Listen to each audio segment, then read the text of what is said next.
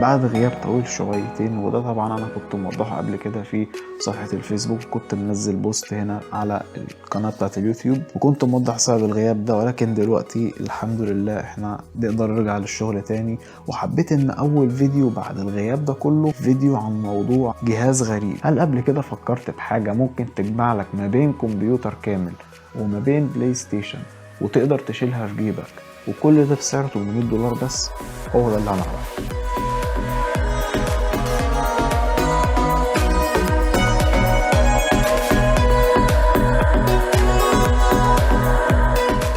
الجهاز اللي هنتكلم عنه النهارده هو الجي بي دي وين 4. الاجهزه اللي زي جي بي دي بيبقى فيها نظام ويندوز كامل متكامل على جهاز بحجم البي اس بي تقريبا. النظام اللي موجود في جي بي دي وين 4 مش اندرويد ومش نظام مثلا قريب للالعاب باعتبار ان شكل الجهاز بتاع العاب وكده، ولكن هو نظام ويندوز 11 هوم، ويندوز كامل متكامل. والسيم اللي بتبقى محطوطه في الصور الرسميه بتاعت الجهاز دي بتبقى سيم مخصوصه للالعاب. عشان كده انا حبيت ابدا بالنظام التشغيل وهو الويندوز 11، ان دي اول حاجه موجوده في الجهاز. فطبعا انت متوقع ان انت عندك كل حاجه في الويندوز، وده حقيقي. الجهاز وزنه 600 جرام تقريبا، وشاشة 6 بوصة فيها سلايدر بتطلع لفوق ولتحت عشان تحت منها كيبورد كاملة، وفيها باك لايت بينور ورا كل الحروف بتاعة الكيبورد. الشاشة ال6 انش دي فيها البي بي اي بتاعها 368 بي بي اي، ورقم البكسلات ده في كل بوصة يعتبر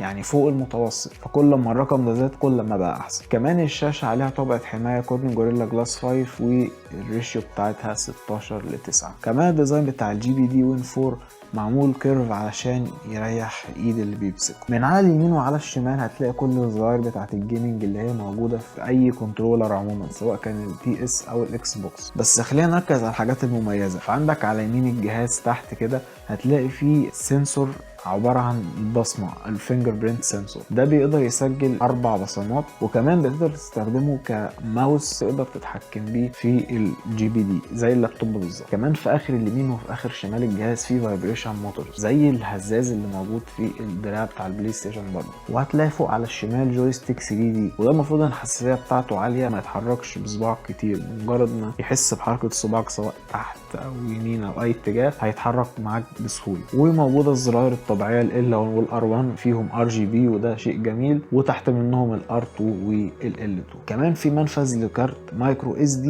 ومنفذ لشريحة ال 4G LTE علشان خاطر تقدر تشغل النت في اي مكان بره. عندك كمان 2 منفذ USB Type C، وواحد منهم ال USB بتاعه 4. عندنا الاجهزة لما كانت بتنزل بتبقى USB 3.2 و USB 2، فدلوقتي بقى في USB 4، وده مرحلة اسرع شوية، غير ان طبعا التايب سي عموما اسرع من اليو اس بي العادي، وهو المستقبل عموما في الاجهزه بعد كده. وعندك كمان منفذ للكيبل اتش دي ام اي عشان لو حابب توصل الجهاز بتاعك في اي شاشه كبيره، شاشه تلفزيون مثلا او شاشه كمبيوتر. وطبعا سماعات استيريو، وده شيء جميل جدا. كمان السمك بتاع الجهاز معمول بشكل ان هو يزود التبريد بتاعه ويقلل من وجود الحراره، بحيث ان هو يديك تجربه كويسه، لان طبعا كل ما الجهاز بيسخن كل ما الاداء بتاعه بيقل. طيب كل الحاجات دي الحاجات اللي هي الظاهريه اللي باينه قدام الجهاز ومواصفات عامه. طب ايه اللي بيخلي الجهاز ده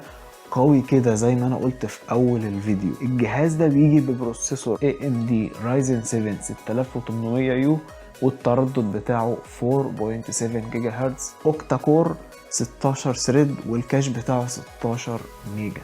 واو، انت متخيل ان انت معاك جهاز في ايدك صغير 6 بوصة في البروسيسور ده؟ البروسيسور ده اللي فيه كارت شاشة ديديكيتد بيه بيعادل بقوته الجي تي اكس 1060. غير الرامات، ان الجهاز فيه منه نسخة بتيجي ب 16 جيجا رام، ونسخة بتيجي منه ب 32 جيجا رام، وكمان DDR5. غير ان المساحة بتاعته بيبقى فيه نسخة فيها 1 تيرا، ونسخة تانية فيها 2 تيرا SSD. مفيش تهور اكتر من كده. متخيل كم السيناريوهات العملية اللي انت ممكن تستخدم بيها الجهاز ده؟ سواء في شغل او في العاب، بالاخص ان هو مش هيبقى حمل كبير معاك. يعني الجهاز ده اعتقد ان هو لو استغل استغلال كويس هيبقى افيد من الموبايل بكتير. طب قصاد الاداء ده كله نتكلم بقى عن البطارية الاداء بتاعها 45 وات اور. يعني البطارية دي تقريبا مع الاستعمال التقيل على الجهاز ما اعتقدش ان هي هتكمل معاك ساعتين، زي اللابتوب بالظبط. لو استعملته استعمال تقيل فساعتين مثلا، لو لابتوب جامد شوية ممكن ساعتين ونص.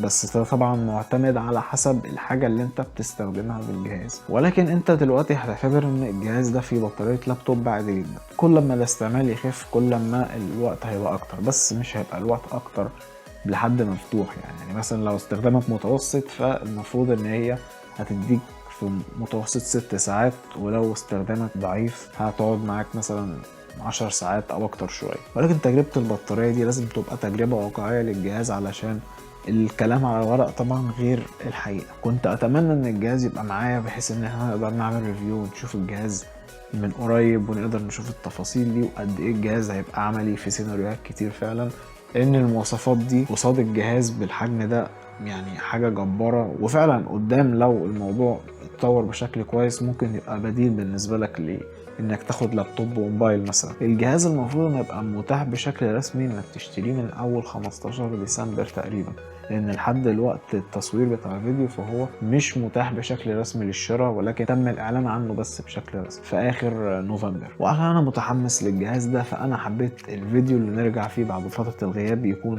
عن حاجة قوية زي جهاز الجي بي دي وين 4. وبكده نكون وصلنا لنهاية الفيديو. اتمنى الفيديو يكون عجبكم، متنساش تعملوا لايك وسبسكرايب للقناة علشان يوصلك كل جديد.